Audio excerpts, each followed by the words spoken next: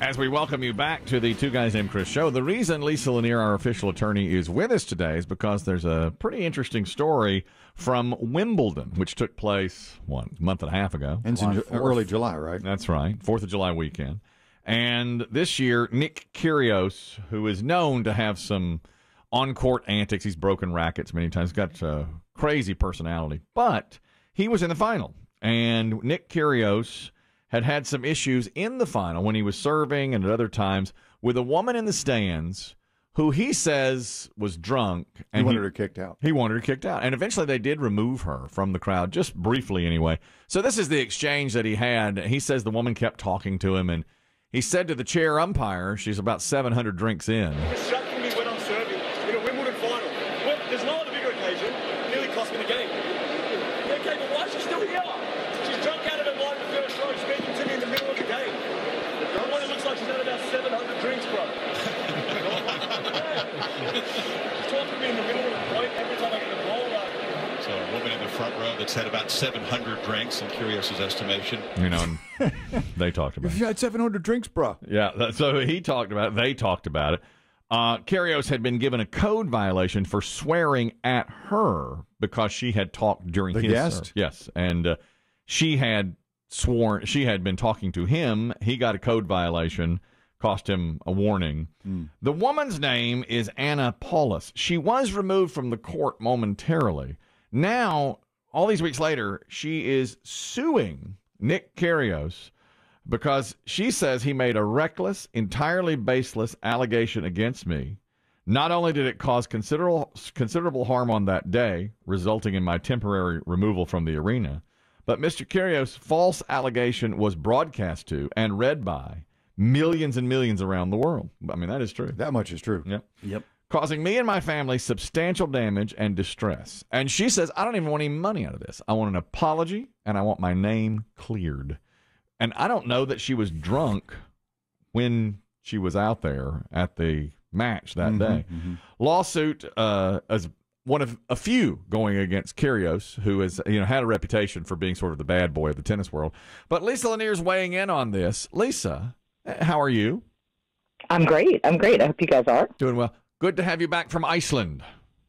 It's good to be back, although I do miss it. It was just an amazing place. I'm in love with Iceland now. Your pictures were epic. In love with Iceland. Your pictures were amazing. Did you see him? I didn't see one. No. And I know Lisa had about 700 drinks during the course of the week. Let's see. I did. That was one of the great things about being on vacation. Yeah.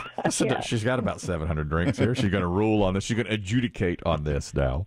What about Kyrgios, who called it out? Plus, you're being heard by millions and millions around the globe. Tens and tens.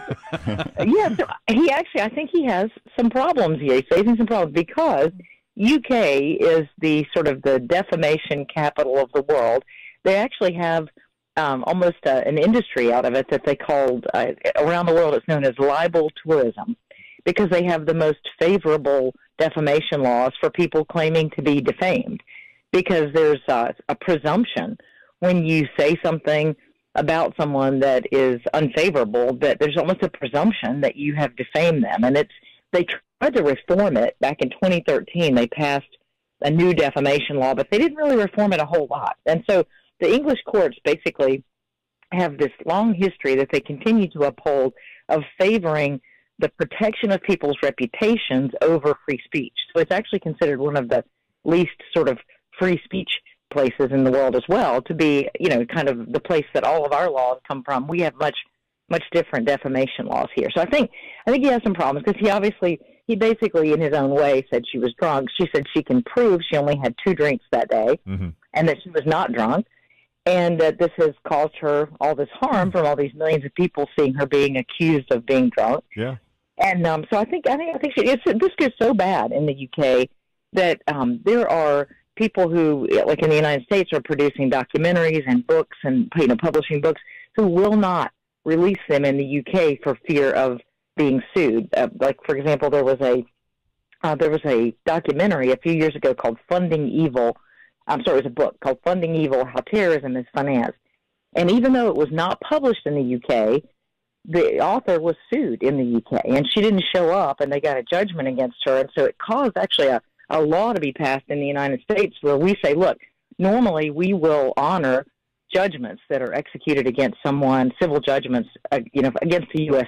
citizen if they don't show up and fight it. But here in defamation now, we will not. There's a whole law. We will not honor their defamation judgments because there's so much of this libel tourism thing still happening. I'm very surprised to hear you say this. That's news to me. I'm stunned that. So if this happened at the U.S. Open in New York, he'd have nothing to worry about. But because it was in England, he has some problems. It would be a lot easier case for him if it happened in the U.S. Yeah. So, but there, it's really, I mean, basically the person, if you say something ugly about someone, you better watch out. Man. That's why we Will she produce her 2 empty Pimm's cups? Yeah, I guess she'd have to. That's why we broke away. Yeah, I guess so. Yeah. A little freedom over here. How about, Am I right? Am I right? Yeah. Man, this makes us, again, so much better than England. Biggie said it. If he said it once, he said it 1,000 times. Love it or leave it. Of course. Go on over to England, see how you feel. Well, I mean, but was she drunk or not? She says no. Was she flapping her lips? She's just loud. She's not drunk. She's just loud. Just being obnoxious. Yeah, and that's I thought different. he'd have the ruling on it. I mean, a lot of these things, the players that are on the court or the field, they say, yes, get them out of here. Yeah, they do get fans dismissed. Well, I think the difference in the UK, the safe thing for him to do is just to ask the umpire, please remove her. She's, I can't concentrate with her heckling me or whatever. But instead, he accused her of being a drunk, which is unfortunately a difference, crossing the line. You can't say anything ugly. You have to be careful. That's it. That's exactly right. Man, that's something. It is. There's another sport. I don't know if it'll rise to a lawsuit today, but Magic Johnson says he's considering if he's got a leg to stand on. There's a Twitter account that posted what appeared to be a picture of Magic Johnson, who is HIV positive, as you probably know, donating blood a few days ago. And the Twitter account said he's trying to help those who have been hit by COVID by donating blood. Magic Johnson said that's 100% false. I'm not donating blood. I know better than to donate. Was it a photoshopped image? It was. I guess that's that. He says it's completely fabricated, which must be a photoshopped image because he said the whole story. He says I'm aware of the false story circling the internet, and to be clear, I have never donated blood, ever.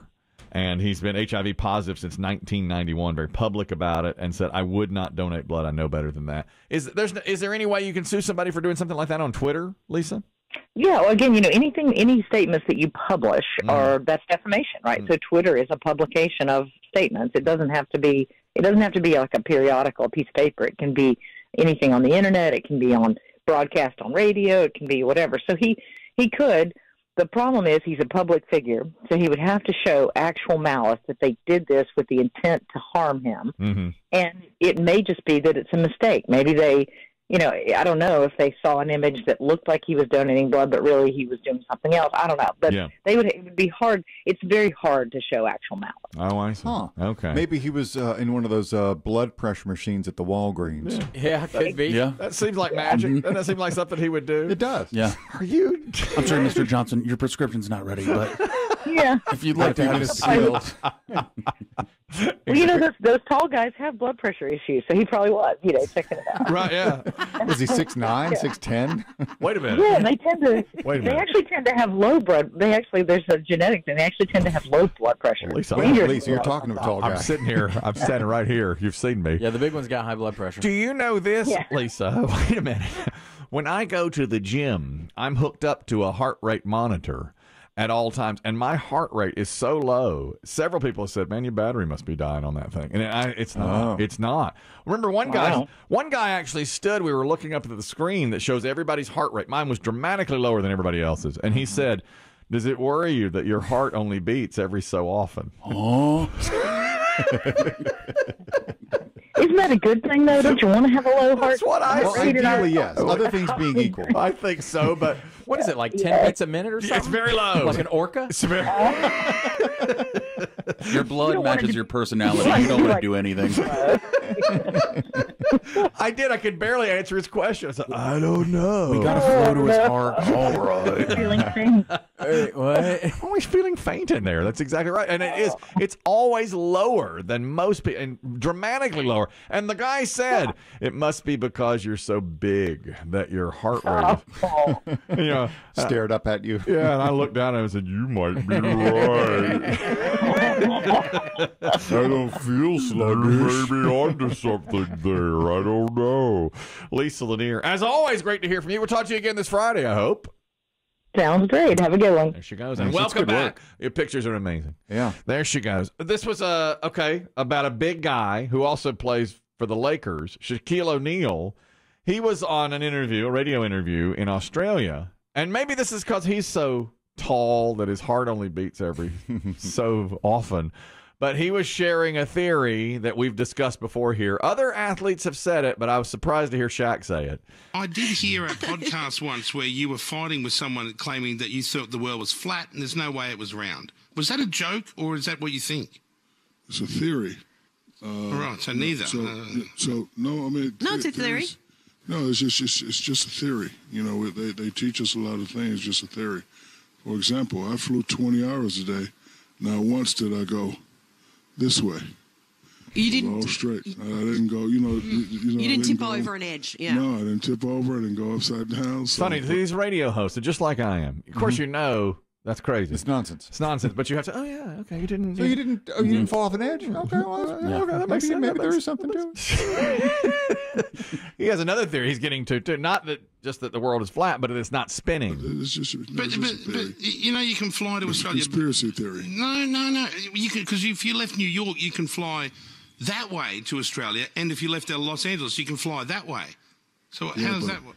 Yeah, but it's still a straight line. You don't go under. That's just a theory. And then another theory, how they say the world is spinning. Yeah.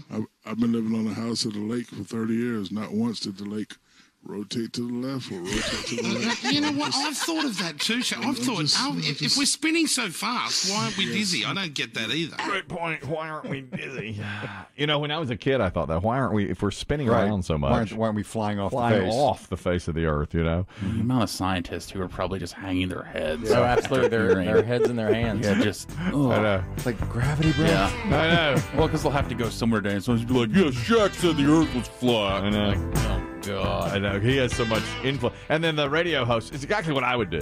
Oh my God, great theory. Of course. It's certainly plausible, isn't it? Yeah, I've never been in a lake. The water just spun out.